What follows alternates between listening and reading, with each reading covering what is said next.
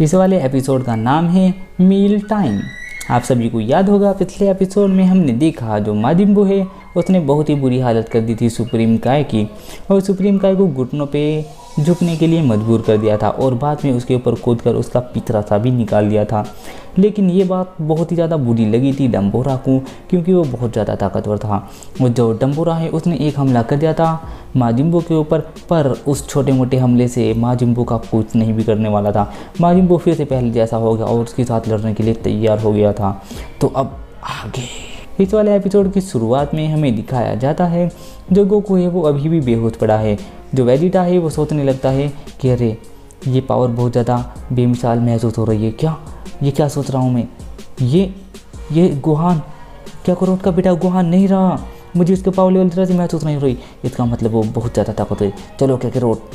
फिर वो पीछे देखता है कि गोकू को तो उसने बेहोश कर दिया है और वो सोचने लगता है कि यहाँ से सबसे शॉर्टकट तरीका उनके पास जाने का ये है कि मैं स्पेसशिप के गेट से जाऊँ, पर उससे भी अच्छा होगा अगर मैं स्पेसशिप ही तबाह कर दूँ, उससे इसका ध्यान बढ़ जाएगा माजिन बू का और मैं उसके ऊपर हमला कर सकूँगा। और दूसरी ओर हमें सीन दिखाया जाता है जो माजिन बू है वो जाता है और कहता है मैं तुम्हें खाऊंगा, और ये कहता हुआ वो आगे चलने लगता है। और जो डम्बोरा है वो खड़ा रहता है और कहता है कि मैं अभी दिखाता हूँ तुम्हें डेविल किंग की पावर।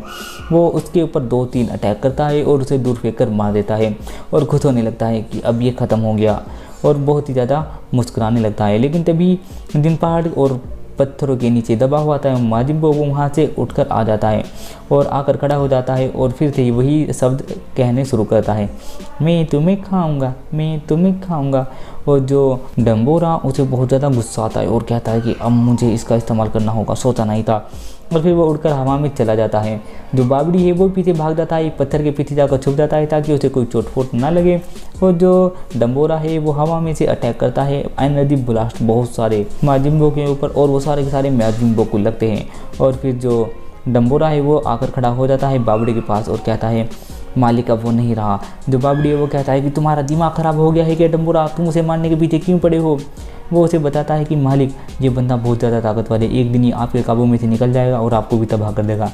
और तभी उसकी आवाज़ आनी शुरू हो जाती है, मैं तुम्हें खाऊंगा। और जो बाबड़ी है वो खुश होने लगता है और जो माजिन बू है वो पीछे हटता हुआ चला जाता है और डम्बोरा उसके ऊपर अटैक करने के लिए जाता है और उसके ऊपर थूक देता है। लेकिन माजिन बू बच जाता है और उसका थूक एक छिपकली के ऊपर गिरता है जिससे कि वो पत्थर में बदल जाती है और फिर से वो अटैक करने के लिए जाता है माजिन बू के ऊपर। लेकिन जो माजिन बू है एक अटैक मारता है अपने ऊपर सिर पे लगे हुए एक सींग से, उस एंटीने से, और उसे चॉकलेट में बदल देता है। जो माजिन बू होता है डम्बोरा को खा जाता है और डम्बोरा को खाने के बाद ही जो वो छिपकली होती है जो पत्थर में बदली थी वो नॉर्मल हो जाती है। और जो इधर क्रिलिन है क्रिलिन भी नॉर्मल हो जाता है और उनसे बात करने लगता है, मैं यहाँ कैसे आया।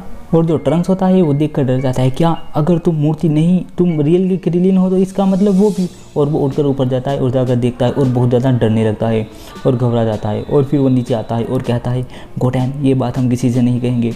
क्रिलिन कहता है क्या, कौन सी बात। गोटैन कहता है बहुत लंबी कहानी है और वो कहता है हमें किसी से जिक्र नहीं करना चाहिए कि ऐसा हुआ था और हम ये बात गुप्त रखेंगे। तभी पीछे से पिकोलो की आवाज़ आती है, हे तुम किस बारे में बात कर रही हो।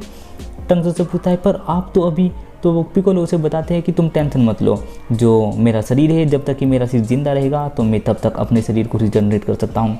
तभी उन्हें पीछे से आवाज़ आने लगती है और वो नीचे बैठकर देखते हैं और वहीं पर लेट जाते हैं और देखने लगते हैं कि वहाँ पर एक बहुत ही ताकतवर इंसान खड़ा है। क्रिलिन कहता है क्या, मुझे लगता है यही माजिन बू है। पिकोलो कहते हैं हाँ मुझे भी इतनी शक्ति का एहसास हो रहा है कि यही माजिन बू है। और वो कहता है अरे वो तो शैंक है, सुप्रीम काय, उनकी क्या हालत हो गई, गोहान और गोकू कहाँ है और वेजिटा कहाँ है। मुझे सब देखने लगते हैं। तभी जो बाबड़ी है वो कहता है अब उसे भी चॉकलेट बना दो, उसे भी खा जाओ।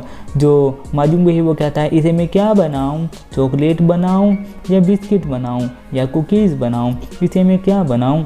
और तभी एक अचानक से धमाका होता है बहुत ही खतरनाक और जो बाबड़ी है वो उड़कर साइड में भाग जाता है। जो माजिन बू है वो भी हल्का हल्का पीछे से खिसकने लगता है और पूरी की पूरी एक स्पेसशिप तबाह हो जाती है और बहुत ही बड़ा धमाका होता है। जो बाबड़ी है वो कहता है कि मुझे कुछ दिखाई नहीं दे रहा है, यहाँ पर अंधेरा अंधेरा क्यों है। और फिर उसके पल्ला उसके मुँह से हट जाता है और कहता है मेरी स्पेसशिप, अब मैं इस घटिया प्लेनेट से कैसे निकलूँगा, मेरी स्पेसशिप पूरी की पूरी तबाह हो गई, नहीं अब मैं कैसे जाऊँगा यहाँ से, ये घटिया प्लेनेट में इसी पर फंसा रह जाऊँगा। तभी जो बाबड़ी है वो कहता है माजिन बू ये जिसने भी किया है उसे तबाह कर दो। और वहाँ पर वेजिटा आ जाता है और माजिन बू कहता है कि है अच्छा ये इसने किया है। बाबडी कहता है कि वेजिटा मैंने तो तुम्हें ऐसा करने को नहीं कहा था, पर तुमने ऐसा क्यों किया। वेजिटा कहता है कि मैं किसी की बात नहीं मानता। जो सुप्रीम का है वो चिल्लाते रहते हैं पड़े पड़े, प्लीज़ चले जाओ, प्लीज़ चले जाओ। लेकिन जो वेजिटा है वो वहाँ पर खड़ा रहता है और हंसता रहता है। जो बाबडी है उसे बहुत गुस्सा आता है और कहता है तुमने बहुत गलत किया वेजिटा, तुम एक अच्छे गुलाम साबित हो सकते थे, पर मैंने तुम्हें ऐसा ऑर्डर नहीं दिया और तुमने फिर भी ये किया। जो वेजिटा है वो देखता है कि सामने माजुम्बो है और यही काफ़ी ताकतवर लग रहा है। जो पिकोलो है वो कहता है क्या वेजिटा, अगर वेजिटा आ गया है तो फिर गोकू कहाँ है, गोकू को भी यहीं कहीं होना चाहिए था। जो वेजिटा है वो कहता है कि अरे अच्छा तो इसी ने ही मारा है गोहान को। और जो पिकोलो है ये सुनकर बहुत ज़्यादा डर जाते हैं, क्या गोहान मर चुका है। और टंग पूछता है क्या हुआ पिकोलो, उन्होंने क्या कहा। जो पिकोलो है वो बहुत ज़्यादा दूर का सुन सकता है। और जो माजुम्बो है वो गुस्से में आ जाता है क्योंकि वेजिटा कहता है कि ये कितना भद्दा और बेकार दिखता है। जो माजुम्बो है वो उससे पूछता है बाबडी से कि इसका मतलब क्या होता है। बाबडी बताता है इसका मतलब बहुत ही गंदा होता है।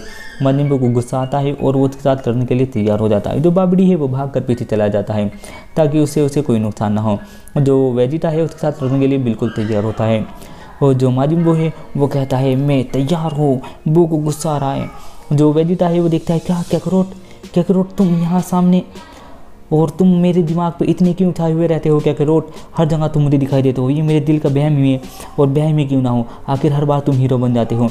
जब इस दुनिया को तुम्हारी ज़रूरत थी, हमारी ज़रूरत थी, तुमने अपनी जान देकर अपने लोगों को बचाया।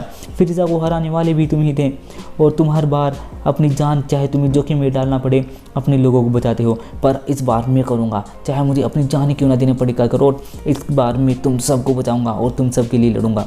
और ये कहकर वो अपनी एनर्जी बढ़ाता है और लड़ने के लिए तैयार हो जाता है। और उसकी एनर्जी से इतनी ज़्यादा तेज हवा चलती है कि सब के सब पीछे हटने लगते हैं। यहाँ तक कि जो माजिम्बो है उसका बेचारा थोड़ा पिचपिचा हो जाता है। और जो पिकोलो है वो भी कहते हैं कि अरे इतनी खतरनाक पावर मैंने आज तक महसूस नहीं की, इतनी खतरनाक तरीके से तो मैंने वेजिटा को कभी भी नहीं देखा। जो वेजिटा है उसके गुस्से की वजह से पत्थर भी हवा में उड़ने लगते हैं और वो सारे के सारे बहुत ही तेज उड़ कर जाते हैं माजिम्बो की साइड। जो पिकोलो है वो बहुत हैरान है क्योंकि उसने आज तक वेजिटा का ये वाला रूप नहीं देखा है।